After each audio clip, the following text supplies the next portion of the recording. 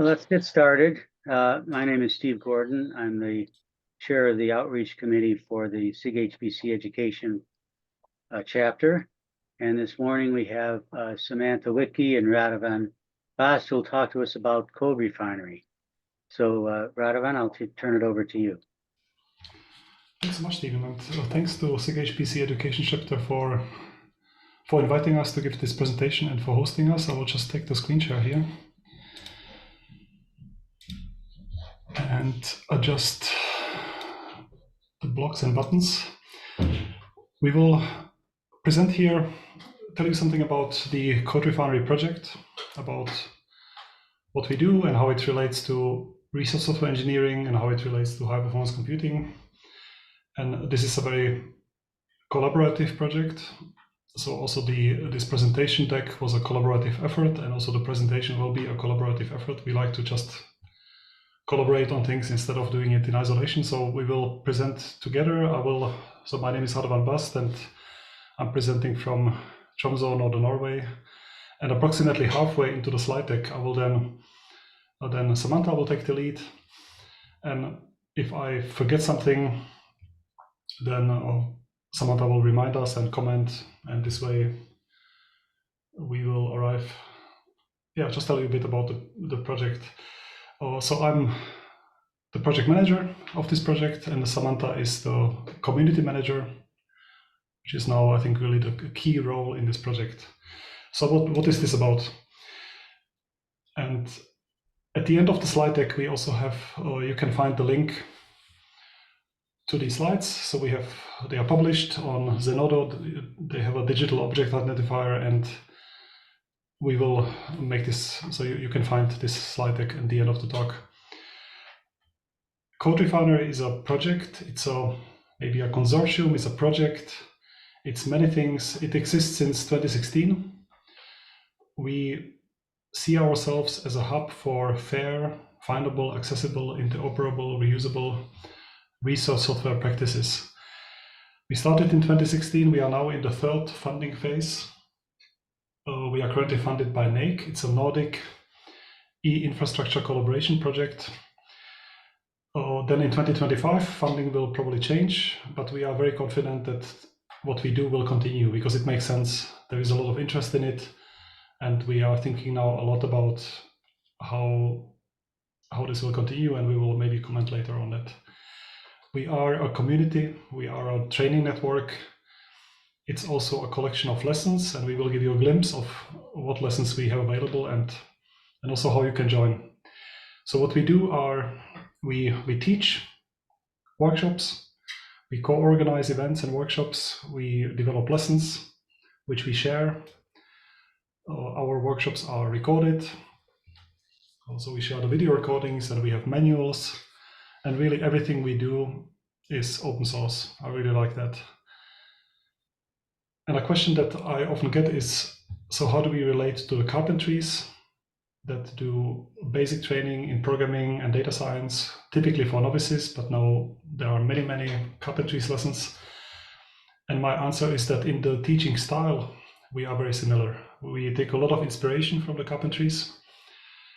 But in this graphic on the right side, I like to describe CodeRefinery as a really useful next step after attending a carpentries workshop. So we are somewhere in between typical 2-day carpentries workshop and a more specialist training, which is typically provided by high performance computing centers.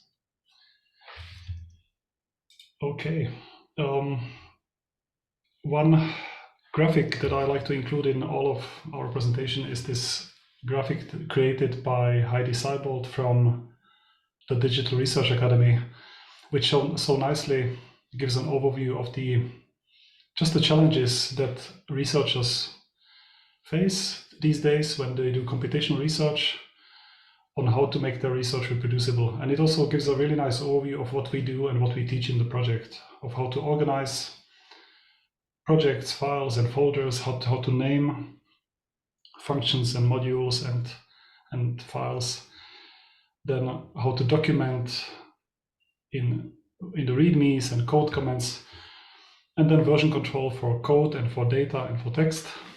But it's all also about documenting the environment, the dependencies, and finally publishing the code. And then we need to talk about software licensing and how to make code citable. And these are really the things we teach. And here on this slide, I give an overview of our typical workshop. These are not all lessons.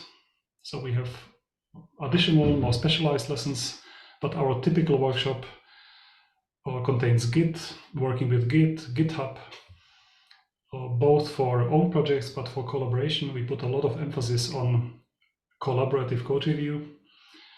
In workshops, we discuss reproducible research, how to make dependencies and environments and computational steps reproducible.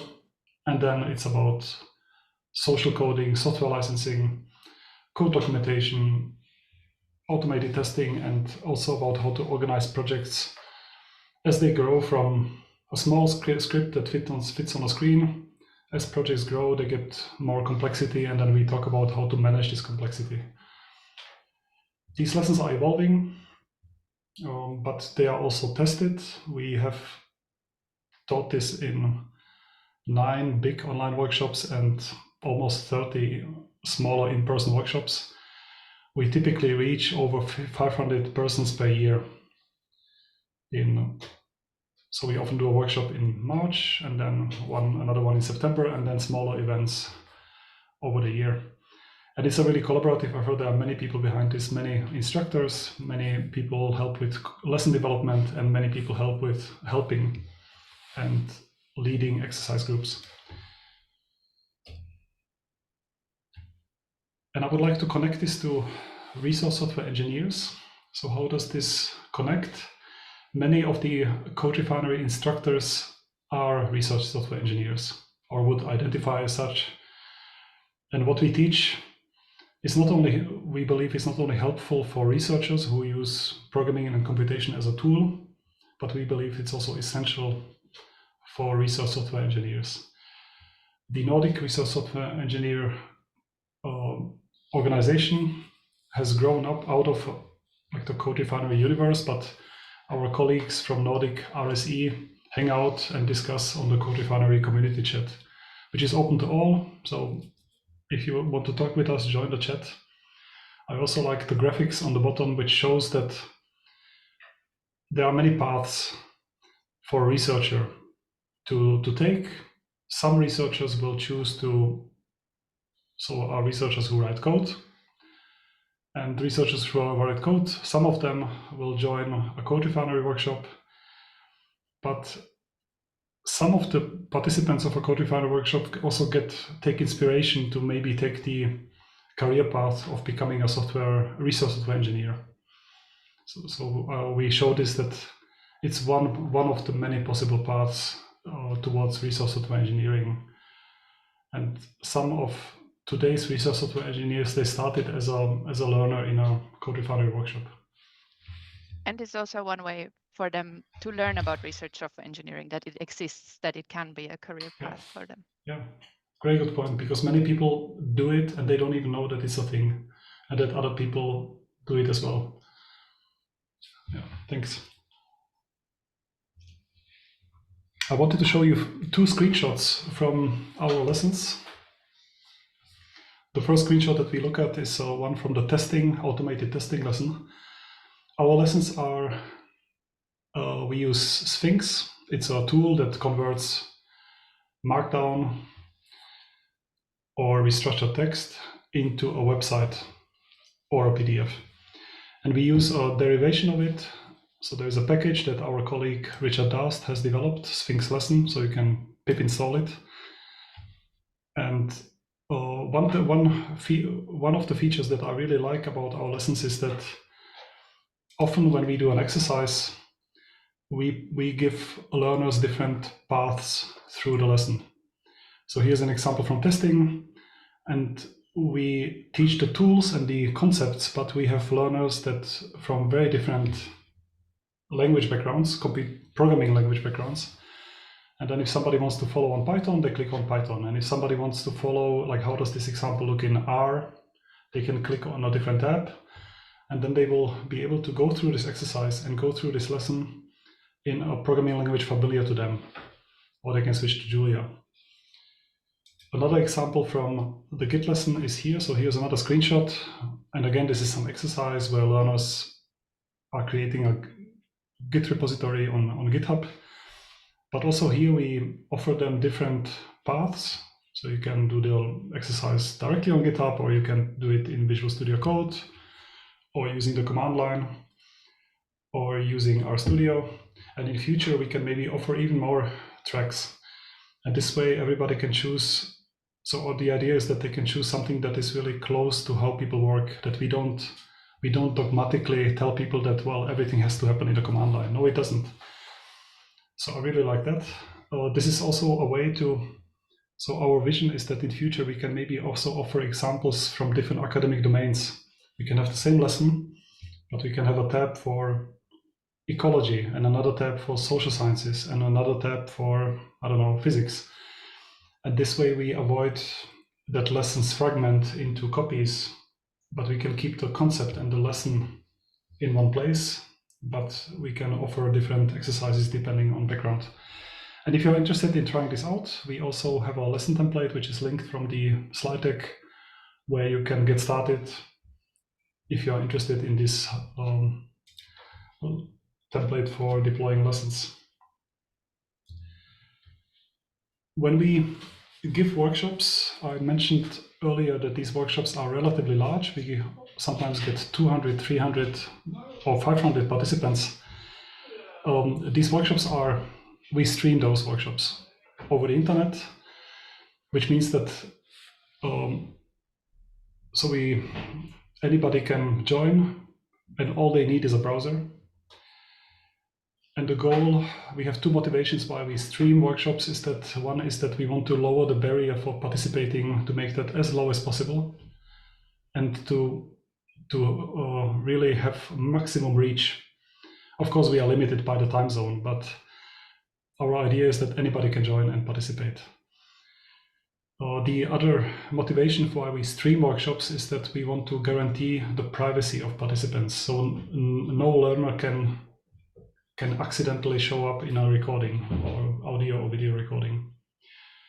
And in this little sketch, so we have learners that participate individually, and then they watch the lessons, they go through the exercises alone. But we also have entire teams, so you can participate as a team. And the team can meet either online, they can meet in a video call and go through exercises together. We also have sometimes teams that they reserve a classroom, they meet in a classroom, maybe order pizza and watch the lesson on the big screen. And here are two presenters, because we like to co-teach all the lessons. All the lessons are two people together having a conversation. One disadvantage of this setup is that we don't really see the participants. We are like in a TV studio and they are in front of the computers, or in a classroom, we don't really see them, but we still interact with them through collaborative notes. And we will come back to that later on how that really works. So these workshops are still interactive. We can still collect feedback. And we collect this feedback after every session. We ask how it is going, what can we improve. So every day, every session, we collect the feedback. But we also like to measure the impact of our workshops more long-term.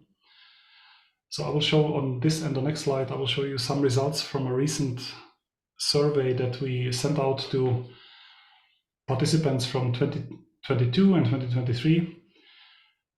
These results are linked up here. We will publish, we are in the process, so that we will publish this survey with all the data and citable. But here's some preliminary results. So one thing we were interested in is knowing what is the impact half a year later or 1 year later.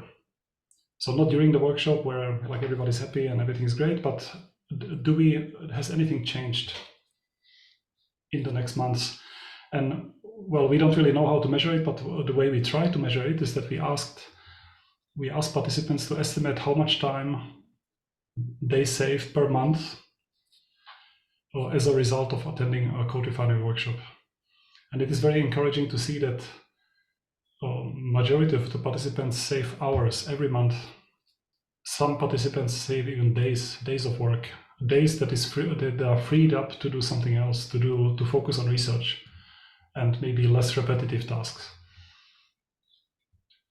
We asked a couple of more questions. So one was, after attending the workshop, would you judge your code to be more usable or not more usable? And indeed, overwhelming majority reports that code became more usable, collaboration became easier. I also really like the next question on this slide, which is, have you introduced one or more of your colleagues to new tools and practices as a result of the workshop? So somebody who hasn't been to our events, but maybe sits next door, and then, hey, let me show you something cool that I learned last week at the CodeRefinery workshop. And this is also happening. So this is a nice secondary effect. And finally, here we asked participants on how likely they would recommend somebody to recommend a CodeRefinery workshop to a friend or a colleague. And 10 here means definitely yes. So this was very encouraging for us to see.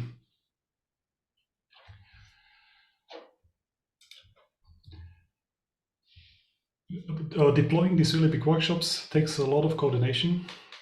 We are 10 to 20 active people. So to really run a workshop of that size really takes 10 to 20 people. Most of the project members they collaborate in kind. So their organization allows them to work part of the time on the CodeRefinery project. 2 persons, Samantha and me, the presenters, we are funded directly, approximately half of our time to dedicate to this project. And the many logos that are here on the slide, they represent that there are many organizations in Norway, Sweden, Denmark, Finland that funded this effort.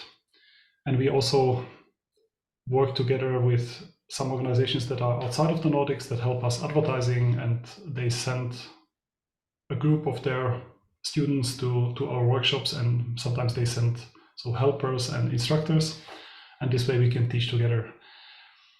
And we like to think, so one way to think about it is like air traffic control, so the picture on the upper left. So the organizers, we watch that this is all going well, and on the right side is a picture it's the office setup of our colleague Richard Darst, who is then in charge of video production and really making sure that all the technology works. And it takes lots of screens and lots of organization. But the benefit is that participants and partners, they can come and kind of attach themselves to, and we take care of all the rest. And one more slide before I hand over to Samantha is the connection to high performance computing. So we sometimes teach high performance computing, but many of us, including me, including Samantha, we are really at least with one foot in a high performance computing center. The Aalto University, that is very active partner in the project, they are also very active inviting others to join their HPC Kickstart course. Currently, we are running a workshop series called the Tuesday Tools and Techniques for High Performance Computing. Also, anybody can connect and follow on stream. And it is also nice for us to see that many training events and lessons in the Nordics are starting to adopt our training approach and material as a template for their training. And here also link to a resource where we decided, let's not reinvent the wheel and let's just share our tools across borders in a common GitHub organization.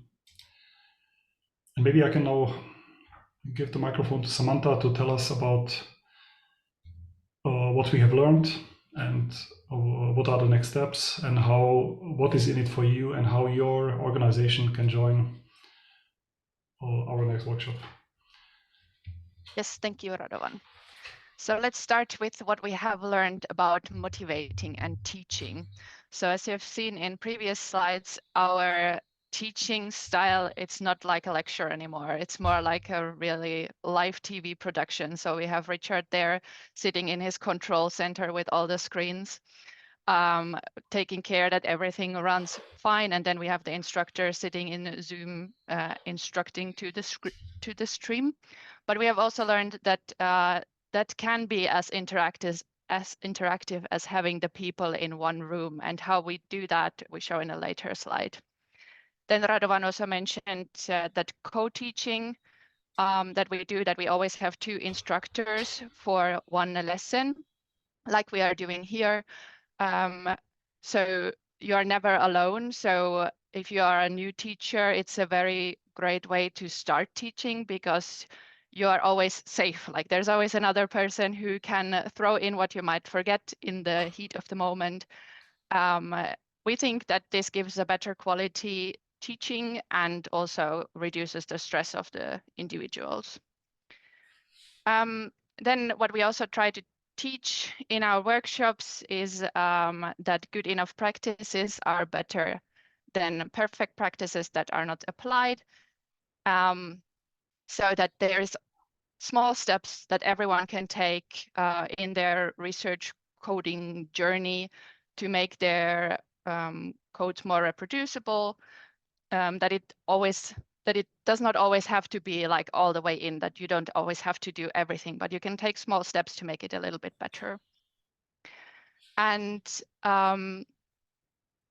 as part of our workshops, we are also talking about that these things that we are teaching, like version control, is not necessarily only good for others, but it's also good for the future you. Like if you get back a week to after coding into your code and you wonder like, what have I been doing there? That a small amount of comments or something like this can already help you. And then as a side effect, this is also good for others. So if someone else takes your code and looks into there, finds some comments, that's very helpful.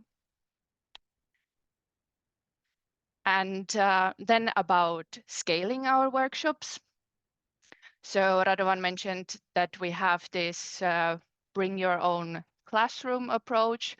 So people can really join with their own classroom to the streamed workshops. They can watch the lessons together and then do the exercises by themselves and discuss maybe things that are relevant to that group. So for example, domain specific or organization specific things. And that seems to be a good way to scale, because they take basically care of themselves. They can still use our collaborative document, but they are there doing their own thing, can talk about their own stuff a little bit, but watching our lesson materials. Through that, and also in general, how we do the workshops now, we also notice that the installation instructions and the onboarding become more and more important. So before each workshop, we offer at least one, usually, or last time it was 4 onboarding sessions where, for example, organizers of these local breakout rooms, local classrooms can come and talk to us to get to know how our workshops work, ask any questions they might have. We might also share some strategies how to like handle the classroom during the exercises if they haven't done this kind of stuff before. And then also we offer installation help sessions, at least 2 before each workshop. But lately, I think we have gotten our installation instructions in quite a good shape, so we didn't actually have too many people joining those sessions anymore. And there has gone a lot of time into providing these installation instructions, because we need to look at the different operating systems, the different levels of access people have to their computers, to make sure everyone can follow these instructions as much as they need to. And yes, Radovan also mentioned we don't see the classrooms, so we need to we needed to come up with some other kind of way to communicate with the people. And in the next slide, we will show a little bit more about that. And since we have these classrooms that do maybe discuss the exercises, or maybe also discuss beyond the exercises in their own classrooms, we needed to give more time for the exercises in order to give them the possibility, for example, in the very first session, to introduce themselves, to get to know each other, to get also comfortable to ask questions from each other and work together a little bit more. And this is now, as promised, our screenshot of our collaborative document. So we use HackMD Hedgehog or HackMD or Hedgehog for our workshops, which is based on Markdown. In this way, we can provide interactive communication, anonymous communication, parallel and asynchronous. And we use this to distribute information. So we add the links of the materials where we are right now. We ask, for example, during the exercise session, how is it going? Like you can see here in the screenshot. If we have some people that are already done, to give the instructor an idea of, do we maybe need to increase the time for the exercises, or do we need to recap some part of the exercises? And then maybe what we use it most for, and what is going on during most of the time of the workshop, is that people ask their questions here. So this is our way to interact, for the learners to interact with the instructors. You can, whenever a question comes up, you can just ask it in the document.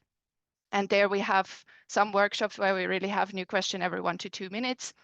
And then we have usually not necessarily the instructors that are concentrating on teaching at the moment, but a few of other colleagues behind the scenes answering the questions. And then the learners can also ask follow-up questions or can ask clarifications there.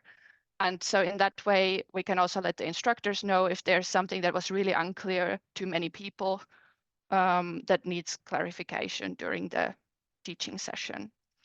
And we then also publish this documents for each workshop on our website. So if it becomes too overwhelming to watch a stream, to do the exercises and to follow this collaborative document, one can also just leave out the collaborative document as long as you don't need it, and come back to it after the workshop, for example, to look at questions that others have asked, or if you have asked a question earlier, you can come back to look at the answer also later. And in that way, we can also see how and where we need to update our materials afterwards. So to say, a written record. And we were really surprised how well this is working. Sometimes it's working a bit too well. So sometimes we get a new question every 2 minutes. So we have a couple of colleagues who just type and answer questions. And it can be so much that it can even be a little bit distracting from the lecture part. But then we need to remind learners that you don't need to watch everything. You can read it up later. And I really like that we publish the Q&A, that we don't just throw it away. It's part of the event. And another nice effect that we have seen is that we get many more questions than compared to in-person events. At in-person events, it's like always the same 3-4 people who ask, who are maybe more vocal. This way it's anonymous, and I think it's less scary to ask a question. So we see more questions. I really like that. I will go to the next slide. Yeah, and we try to very much encourage everyone to put all the stupid questions that they might fear to ask also in this document, because we really want everyone to be able to follow the rest of the materials also. Okay, then about the future of the project. So we want this to stay a community project. For that, I think, need to do a little bit better job and communicating value to the volunteers and organizations. So what can you get out of this? And we'll have a slide about this also later, like out of contributing to the project. We would like to continue that research groups can send their students to us instead of creating their own isolated materials, and that is also for organizations and so on. And then on one of the earlier slides, there was also in the bottom that we know of similar projects doing similar things as we do. and we would like to do more of knowledge and experience exchange here. For example, by sending helpers from us to them, or including helpers from their programs into our workshops to learn from each other how we do the workshops, how the workshops in general works, how is the lesson material, just to get to know each other better and see what we can do in the future. And thanks for mentioning it. I completely forgot. I wanted to make a point about it earlier, that we are not the only project in this space, and let's find other projects, and all of them want to share and collaborate. And then we also want the governance of the future CodeRefinery project to be community driven. About the teaching format, I think we very much all like these very large scale workshops. It's very nice to see how many people are interested in this and how many people we can reach with this. And also through this post-workshop survey to see how helpful it is to them.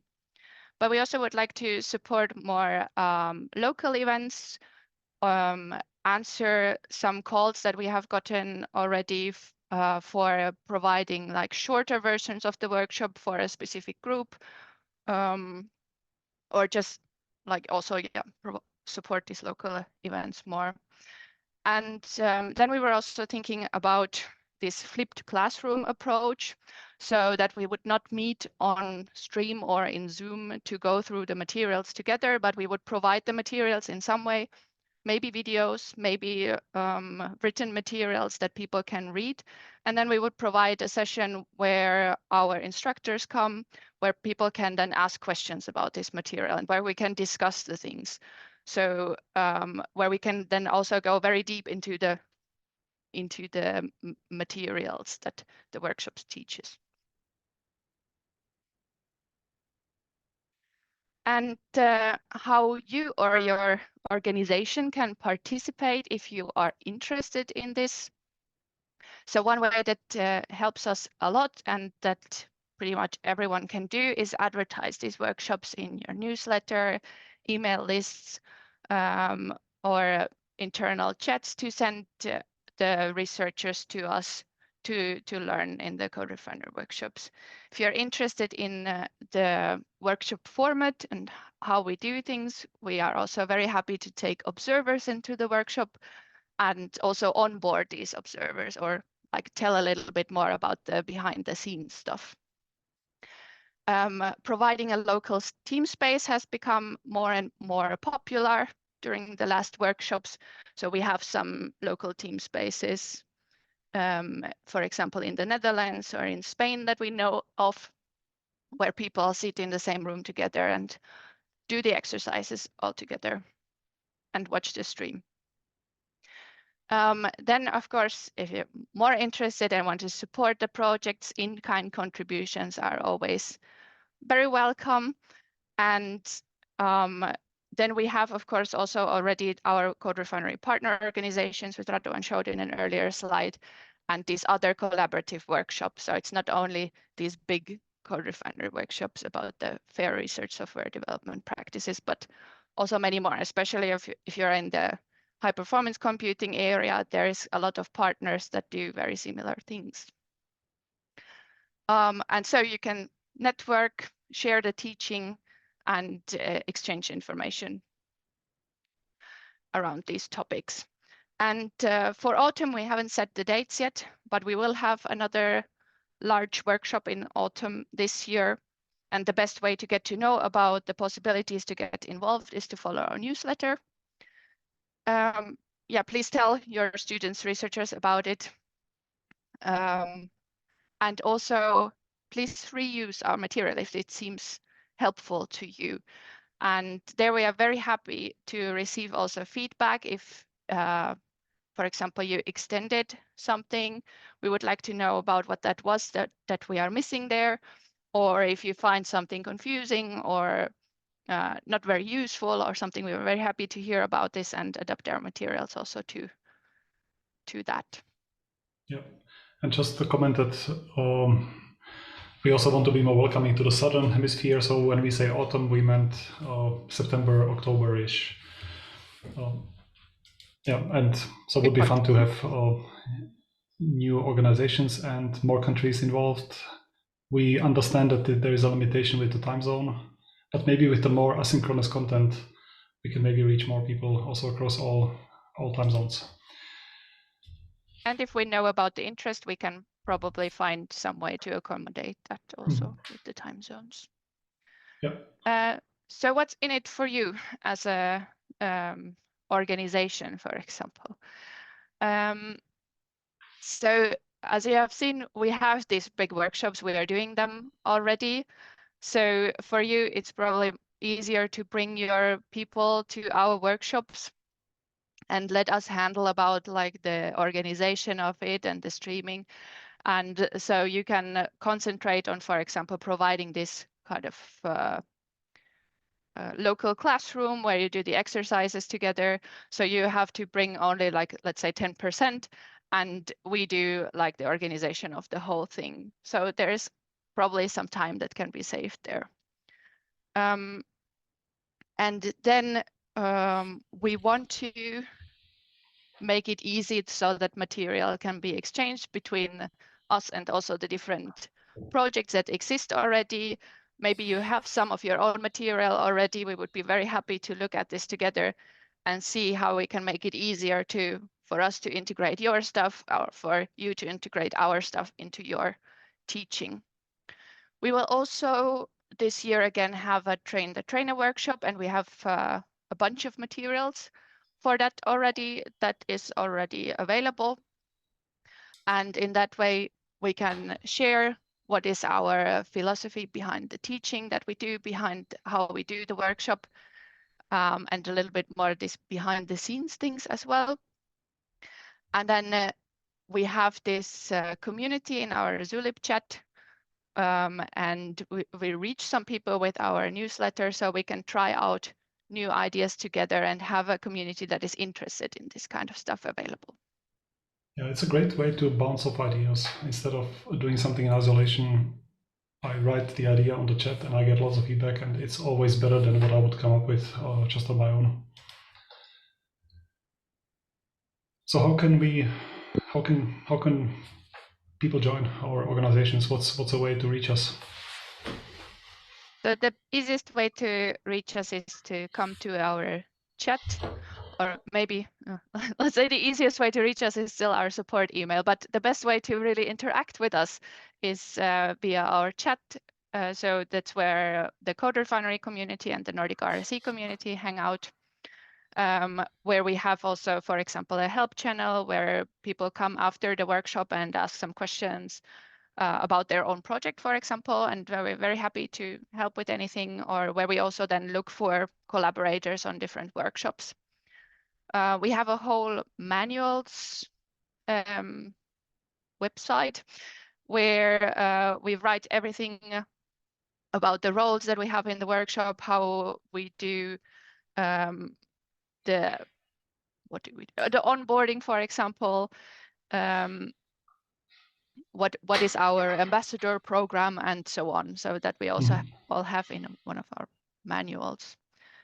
And then, of course, we also have these kind of information distribution ways of a blog, a newsletter, a weekly chat digest message that summarizes everything that has happened in the Zulip chat over a week, because we also have many people that just don't have the time to follow the chat all along. So we introduced that recently.